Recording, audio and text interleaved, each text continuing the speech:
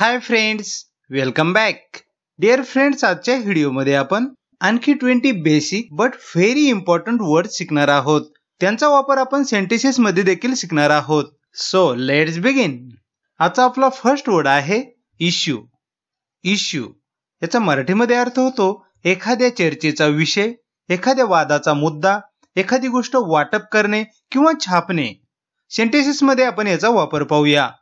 हा गंभीर विषय आहे. This is a serious issue. Serious म्हणजे गंभीर.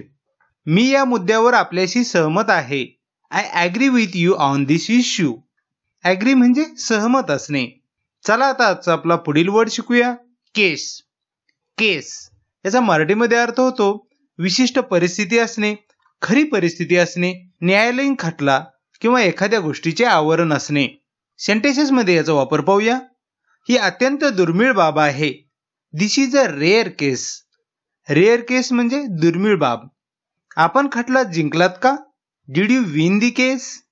चला आता आपला पुढील वर्ड शिकूया. पे. पे याचा मराठीमध्ये अर्थ होतो एखादी गोष्ट देणे, पैसे देणे, पगार देणे, पैसे भरणे, एखाद्या गोष्टीचा मोबदला देणे. सेंटेन्सेस मध्ये वापर पाहूया. बिल कोण देणार आहे? Who will pay the bill? मी बिल भरत आहे. I am paying the bill. Pay या होपचे फॉर्म्स लक्षात घ्या. बेस फॉर्म आहे पे, पास्ट फॉर्म आहे पेड, पास्ट पार्टिसिपल आहे पेड, व्ही फोर आहे पेईंग. चला आता आपला पुढील वर्ड शिकूया. बाय. बाय याचा मराठीमध्ये अर्थ होतो एखादी गोष्ट खरेदी करणे किंवा विकत घेणे. सेंटेन्सेस मध्ये वापर पाहूया. तो शर्ट घेऊ नको. Don't buy that shirt. त्याने कार खरेदी केली. ही बॉट अ कार. बाय या होपचे फॉर्म लक्षात घ्या. बेस फॉर्म आहे बाय, पास्ट फॉर्म आहे बॉट, पास्ट पार्टिसिपल आहे बॉट आणि व्ही फोर आहे बाईंग. चला आता आपला पुढील वर्ड शिकूया. इफेक्ट. इफेक्ट याचा मराठीमध्ये अर्थ होतो एखाद्या व्यक्ती किंवा गोष्टीचा परिणाम असणे किंवा प्रभाव असणे. सेंटेन्सेस मध्ये वापर पाहूया. या औषधाचे कोणतेही दुष्परिणाम नाहीत. This medicine has no side effects. Side effects म्हणजे दुष्परिणाम. त्याचा परिणाम त्वरित झाला. The effects was immediate. Immediate म्हणजे त्वरित किंवा तात्काळ. चला आता आपला पुढील वर्ड शिकूया. या. या याचा मराठीमध्ये अर्थ होतो हो किंवा होय. ज्या वेळेस आपल्याला एखाद्या व्यक्तीला होय म्हणून प्रतिसाद द्यायचा असतो त्यावेळेस आपण यस न म्हणता याचा वापर करून बोलू शकतो. सेंटेन्सेस मध्ये वापर पाहूया. हो, ही काही मोठी गोष्ट नाही. या, it's not a big deal. हो, मी तयार आहे.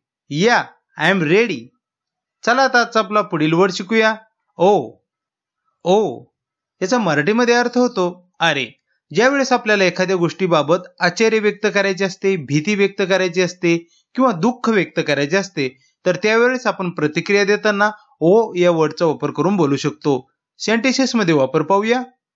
अरे सहज घे, मी विनोद करत होतो. Oh, lighten up, I was just joking. अरे, तुम्हाला त्रास दिल्याबद्दल क्षमस्व. Oh, sorry for troubling you. ट्रबलिंगच्या ऐवजी तुम्ही बॉदरिंग देखील वापरू शकता. चला आता आपला पुढील वर्ड शिकूया. ह्यूज. ह्यूज याचा मराठीमध्ये अर्थ होतो प्रचंड, खूप मोठा, भव्य, तुफान इत्यादी अर्थ याचे होतात.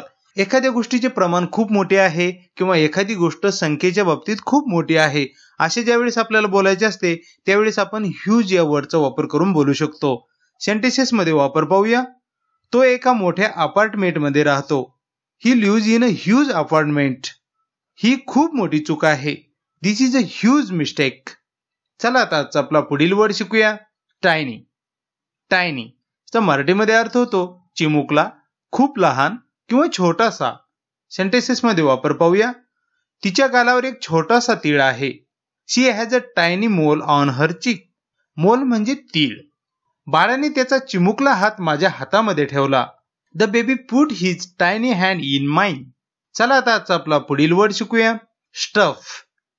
स्टफ याचा मराठीमध्ये अर्थ होतो सामान, सामग्री, पदार्थ किंवा एखादी वस्तू दुसऱ्या वस्तूत घालणे, कोंबणे किंवा भरपूर खाणे यासाठी स्टफ या वर्डचा वापर केला जातो. सेंटेन्सेस मध्ये वापर पाहूया.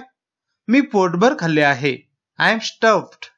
ते माझे सामान आहे. That's my stuff. स्टफ या वर्बचे होप फॉर्म लक्षात घेऊया. बेस फॉर्म आहे स्टफ, पास्ट फॉर्म आहे स्टफ्ड, पास्ट पार्टिसिपल आहे स्टफ्ड आणि व्ही फॉर आहे स्टफिंग. चला आता आजचा आपला पुढील वर्ड शिकूया. इम्प्रूव्ह. इम्प्रूव्ह याचा मराठीमध्ये अर्थ होतो सुधारणा होणे, सुधारणे, चांगले करणे किंवा चांगले होणे. सेंटेन्सेस मध्ये वापर पाहूया. मला माझे इंग्रजी सुधारणे आवश्यक आहे. I need to improve my English. तुमच्या कामात मोठ्या प्रमाणात सुधारणा झाली आहे. Your work has greatly improved. Improve या होपचे होप फॉर्म लक्षात घेऊया.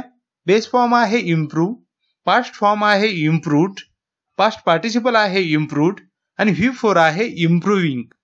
चला आता आजचा आपला पुढील वर्ड शिकूया. बीट. बीट याचे मराठीमध्ये अर्थ होतात जरासे, थोडेसे, किंचित, थोडा वेळ, थोडे अंतर किंवा बाईटचे भूतकाळी रूप आहे बीट म्हणजे चावले. सेंटेन्सेस मध्ये वापर पाहूया. मी थोडा व्यस्त आहे. I am a bit busy. मी माझा ओठ चावला. I bit my lip. चला आता आजचा आपला पुढील वर्ड शिकूया. केअर. केअर याचे मराठीमध्ये अर्थ होतात काळजी घेणे, देखभाल करणे, एखाद्या गोष्टीबाबत चिंता वाटणे, आस्था वाटणे, एखाद्या गोष्टीची पर्वा असणे. सेंटेन्सेस मध्ये वापर पाहूया. मी तिची काळजी घेतो. I take care of her.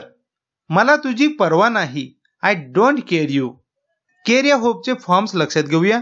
Base form आहे केअर, पास्ट फॉर्म आहे केअर्ड, पास्ट पार्टिसिपल आहे केअर्ड आणि व्ही फॉर आहे केअरिंग. चला आता आजचा आपला पुढील वर्ड शिकूया. ट्रायल. ट्रायल याचे मराठीमध्ये अर्थ होतात एखाद्या गोष्टीची चाचणी घेणे, परीक्षा घेणे, एखादी गोष्ट आजमावून पाहणे किंवा न्यायालयीन खटला. सेंटेन्सेस मध्ये वापर पाहूया. चाचणी कालावधी 3 महिन्यांचा आहे. The trial period is 3 months. खटला 5 दिवस चालला. The trial lasted 5 days. चला आता आपला पुढील वर्ड शिकूया. पीस. पीस याचा मराठीमध्ये अर्थ होतो शांतता, शांती, स्तब्धता किंवा स्वास्थ्य. सेंटेन्सेस मध्ये वापर करूया. आम्हाला शांतता हवी आहे. We want peace. मला शांततेत काम करू द्या. Let me work in peace. चला आता आजचा आपला पुढील वर्ड शिकूया. पेन. पेन याचा मराठीमध्ये अर्थ होतो एखाद्या गोष्टीबाबतचे दुःख असणे, वेदना असणे, दुखणे, कळ लागणे इत्यादी अर्थ पेन या वर्डचे होतात. सेंटेन्सेस मध्ये वापर पाहूया. मला सध्या वेदना होत आहेत. I am in pain right now. तुम्हाला काही वेदना आहेत का? Do you have any pain? चला आता आजचा आपला पुढील वर्ड शिकूया. चार्ज. चार्ज याचा मराठीमध्ये अर्थ होतो एखाद्या गोष्टीबाबतचे शुल्क आकारणे, आरोप करणे, दावा करणे, एखाद्या गोष्टीबाबतची जबाबदारी किंवा प्रभारी असणे, हल्ला करणे, एखादी गोष्ट विद्युत भारित करणे. विद्युत भारित करणे म्हणजे चार्ज करणे. सेंटेन्सेस मध्ये वापर पाहूया. हे शुल्क माझ्या खात्यावर आकारा. Charge this to my account. प्रभारी व्यक्ती कोण आहे? Who is the person in charge? चार्जचे हो फॉर्म लक्षात घ्या. बेस फॉर्म आहे चार्ज, पास्ट फॉर्म आहे चार्ज्ड, पास्ट पार्टिसिपल आहे चार्ज्ड, व्ही फॉर आहे चार्जिंग. आजचा आपला पुढील वर्ड शिकूया. ब्लेम. ब्लेम याचा मराठीमध्ये अर्थ होतो एखाद्या गोष्टीबाबत विशिष्ट व्यक्ती किंवा विशिष्ट गोष्टीला दोषी धरणे, ठपका ठेवणे किंवा बोल लावणे. सेंटेन्सेस मध्ये वापर पाहूया. मला दोष देऊ नका. Don't blame me. तू मला दोष देऊ शकतो. You can blame me. Blame या होपचे फॉर्म लक्षात घेऊया. बेस फॉर्म आहे ब्लेम, पास्ट फॉर्म आहे ब्लेम्ड, पास्ट पार्टिसिपल आहे ब्लेम्ड आणि व्ही फॉर आहे ब्लेमिंग. चला आता आजचा आपला पुढील वर्ड शिकूया. शॉक. शॉक याचा मराठीमध्ये अर्थ होतो एखाद्या गोष्टीचा धक्का बसणे, हादरा बसणे, विजेचा धक्का लागणे किंवा कमालीचा थकवा येणे इत्यादीसाठी शॉक या वर्डचा वापर केला जातो. सेंटेन्सेस मध्ये वापर पाहूया. मला धक्काच बसला. I was shocked.